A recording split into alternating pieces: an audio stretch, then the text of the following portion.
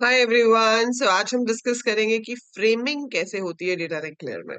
मैंने आपको बताया था कि जब data link layer network layer से एक पैकेट को रिसीव करती है, उसको डिवाइड करती है further into smaller parts called frame, and the technique of creating frames is called framing.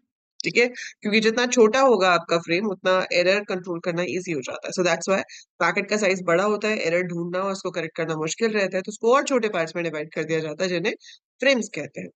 Frames बनाए कैसे जाते हैं? So to provide service to the network layer, the data link layer must use the services provided to it by the physical layer.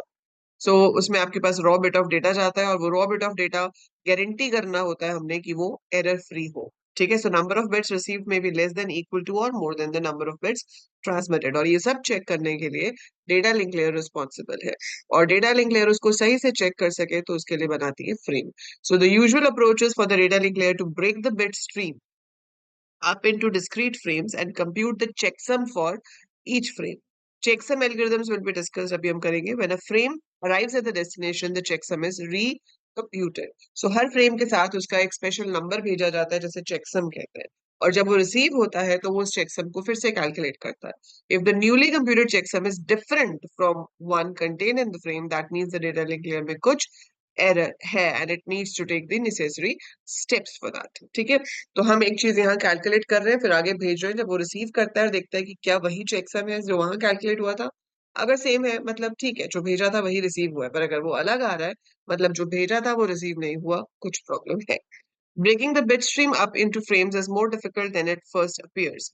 One way to achieve this framing is to insert time gaps between the frames, much like the spaces between the words that we put in the text. कि आप पता कैसे चलेगा कि एक frame खत्म हो गया है, दूसरा फ्रेम शुरू हो रहा है? क्योंकि फिजिकल लेयर तो सिर्फ बिट स्ट्रीम भेज रही है, 0 1 0 1 ट्रैवल करे जा रहे हैं, लेकिन ये कैसे पता चलेगा कि कहाँ से फ्रेम शुरू हो रहा है, कहाँ पे फ्रेम खत्म हो रहा है? So we need to set the boundaries. उसके चार तरीके होते हैं हमारे पास।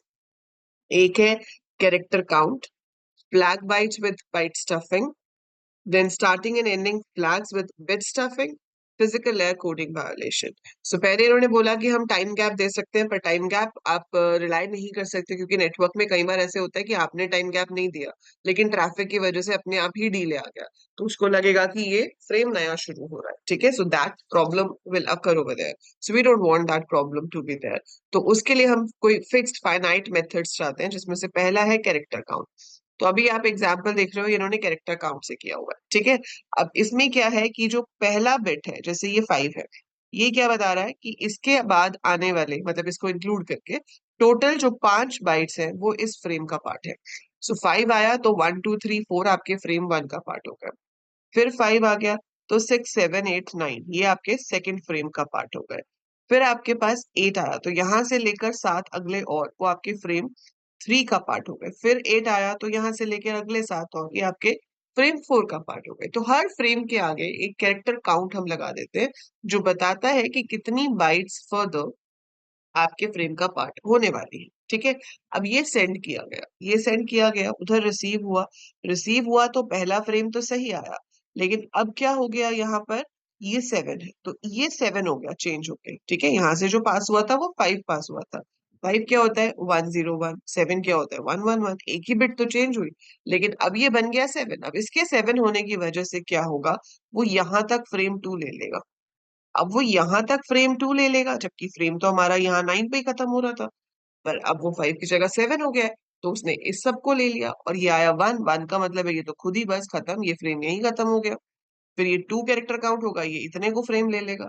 फिर ये 4 को कैरेक्टर काउंट समझेगा, इतने को फ्रेम ले लेगा। फिर वो 7 को, पर ये तो गलत है, ऐसा तो नहीं था ना, था तो ये चीज, लेकिन यहाँ तो कुछ और ही पहुंच गया। तो ये प्रॉब्लम हो जाती है इस टेक्निक में। ठीक है, तो सही टेक्निक है, अगर बिट इन्वर्ट ना हो तो ये टेक्निक सही है कि भाई कैरेक्टर काउंट आया, वहां से आपने गिन लिए कि अच्छा ठीक है इतने इस फ्रेम का पार्ट है। फिर एक कैरेक्टर काउंट आया, फिर वहां से गिन लिए कि इतने इसका पार्ट है। अगर आपका कैरेक्टर काउंट ही करप्ट हो गया तो आएगी प्रॉब्लम। ठीक है, अगर कैरेक्टर काउंट करप्ट नहीं होता है तो कोई प्रॉब्लम नहीं है, तो ठीक है, सही जा रहा है, बिल्कुल सही है। बट अगर कैरेक्टर काउंट खराब हो गया तो फिर आपके पास प्रॉब्लम आ जाती है। ठीक है, सो जैसे आपको किसी किसी को आपने इंचार्ज बनाया, अब आपने क्लास का मॉनिटर बनाया कि तुम क्लास में रहो और तुम देखना कि कोई भी चीटिंग नहीं कर रहा है एग्जाम में। ठीक है, तो एक बंदे को रिस्पॉन्सिबिलिटी दे दी, लेकिन अगर वो बंदा खुद ही करप्ट निकला, वो खुद ही चीटिंग करा रहा है, फिर तो कुछ नहीं कर सकते ना। तो वैसे यहाँ पे कैरेक्टर काउंट तो हमने रख दिया, जो कि बताएगा कि हर फ्रेम आपका इतने इतने बाइट्स का है। पर अगर कैरेक्टर काउंट ही खराब हो गया तो फिर पूरा फ्लो आपका खराब हो जाएगा। The trouble with the algorithm is that the count can be garbled by a transmission error. For example, जैसे इसमें था that 5 becomes a 7.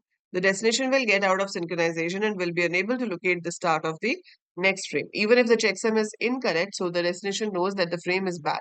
It still has no way of telling where the next frame starts. Sending a frame back to the source asking for a retransmission does not help either, since the destination does not know कि कितने characters खराब हुए हैं. For this reason, the character count method is rarely used anymore. Second method आ जाता है which gets around the problem of resynchronization after the error by having each frame start and end with some special bytes. तो एक कोई special character हम frame के starting में और frame के एंड में लगा देते हैं। जैसे मैं कहती हूँ कि जब भी एक फ्रेम स्टार्ट होगा तो उसके आगे स्टार आ जाएगा, फिर आपने कुछ भी लिखा, फिर वो खत्म भी स्टार से हो जाएगा, ठीक है। फिर स्टार से शुरू होगा, फिर ऐसे हो जाएगा। तो ये स्टार साइन मैं क्या मार्क कर रही हूँ कि भाई स्टार्टिंग और एंडिंग बाइट हो गई। One byte is use to represent one character, ठीक है। So in the past, the starting and ending bytes were different, but in recent years, most protocols have used the same byte called a flag byte. जैसे हमने ये star लगा दिया as both the starting and ending delimiter. यहाँ पे इन्होंने भी flag example दिया हुआ है, वो हम देखेंगे। पर इसमें प्रॉब्लम क्या आएगी कि अगर आपको भेजना ही ये है, आपको भेजना है ये, अब इसमें तो अपना खुद का ही स्टार है, अब इसमें तो डेटा में ही स्टार है ना, तो मैं सेंडिंग और एंडिंग और वो डेलिमीटर कैसे लगा दूं, है ना। तो वहां पे प्रॉब्लम आ सकती है। तो यहाँ पे वही एग्जांपल दिया है इन्होंने कि हम फ्लैग लगा रहे हैं, हेडर है, पेलोड है, टेलर है, फ्लैग है, ठीक है। तो यहाँ फ्लैग आगे भी लग रहा है, फ्लैग पीछे भी लग रहा है। तो इन्होंने क्या किया कि फ्लैग ले लिया किसी भी कैरेक्टर को। तो अगर आपके पास है ए फ्लैग बी ओरिजिनल कैरेक्टर है, तो यहाँ पर आपके पास डेटा रिसीव हो रहा है, ठीक है। सो अगर ए फ्लैग बी है तो a escape flag B. So this is for example of byte sequence before and after byte stuffing. तो इसमें ये दिखा रहा है कि before and after byte stuffing आपके पास क्या होगा। अब बाइट स्टफिंग क्या होती है? बाइट स्टफिंग ये होती है कि अगर जिस कैरेक्टर को आप फ्लैग बना रहे हो वो कैरेक्टर ही डेटा के अंदर आ जाए। So if that character comes inside the data, तो आप उसमें एक एक्स्ट्रा बाइट स्टफ करते हो ये दिखाने के लिए कि ये जो आया है बीच में, ये एंडिंग या स्टार्टिंग डेलिमीटर नहीं है, ये एक्चुअली में हमारा कैरेक्टर है, ठीक है। आप ये स्काई स्काई से समझोगे तो आपको इतना अच्छे से समझ में नहीं आएगा। बट यस, जैसे ये स्टार था, तो अगर आप यहाँ पर भेजते हो स्टार हेलो स्टार, तो मुझे पता है कि स्टार से शुरू हुआ स्टार पे खत्म हो गया, ठीक है। बट अगर आपके पास है star 5 star 7 is equal to 35 star, तो उसको कैसे पता चलेगा? उसको कैसे पता कि यहाँ खत्म हो रहा है या नहीं? तो उस केस में हम यहाँ पर 2 बार स्टार कर लेते हैं, ठीक है। सो 2 बार स्टार करने का मतलब कि अगर 2 स्टार एक साथ आ रहे हैं ऐसे डेटा के अंदर, सो दैट मीन्स कि आपके पास ये हम एक्स्ट्रा बाइट स्टफिंग कर रहे हैं। वो जरूरी नहीं है बाइट स्टार ही हो, कुछ और भी हो सकती है। But if extra byte is stuffed, अगर उसके साथ ये कैरेक्टर है, इसका मतलब है कि वो डेटा है, वो आपका एंडिंग या स्टार्टिंग डेलिमीटर नहीं है। So that's how we use it, ठीक है। तो वो चीज यहाँ पे आ जाती है। Serious problem occurs with this method when binary data such as object programs और floating point numbers are being transmitted। तो अब उसमें तो कैरेक्टर्स नहीं होते, बाइनरी डेटा तो कुछ भी हो सकता है, आपके नंबर्स इंटीजर्स या फ्लोट्स वो भी कुछ भी हो सकते हैं। तो फिर तीसरी टेक्निक अपनाई गई। तीसरी टेक्निक क्या थी कि स्टार्टिंग और एंडिंग बाइट्स तो होंगी, लेकिन उसमें पूरी की पूरी बाइट स्टफ नहीं होगी, उसमें बिट स्टफिंग होगी।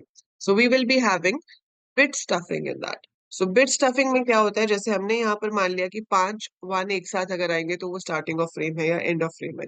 तो जहां पे भी आपके पास डेटा के अंदर 4 1 एक साथ आ गए, हम एक एक्स्ट्रा जीरो लगा देंगे ताकि कभी भी 5 1 एक साथ ना हो सके, ठीक है। सो बिट स्टफिंग में क्या होता है, जैसे ये आपके पास ओरिजिनल डेटा है और हमारा डेलिमीटर क्या है कि भाई 5 बिट्स या 6 बिट्स एक साथ आनी चाहिए, ठीक है। सो हमारा डेलिमीटर हम यहाँ पे क्या ले रहे हैं, 0, 6 बार 1, फिर एक, ठीक है।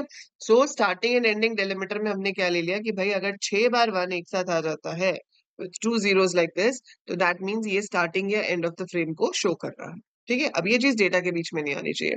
तो हमने ये डेटा देखना शुरू किया, तो यहाँ पर देखा कि भाई 6 0 आ रहे हैं, मतलब 6 1 आ रहे हैं। तो जैसे ही 5 1 आएंगे हम एक जीरो को स्टफ कर देंगे, फिर 5 1 आएंगे हम एक जीरो को स्टफ कर देंगे, फिर 5 1 आएंगे हम एक जीरो को स्टफ कर देंगे। तो जब रिसीवर उसको रिसीव करता है ठीक है।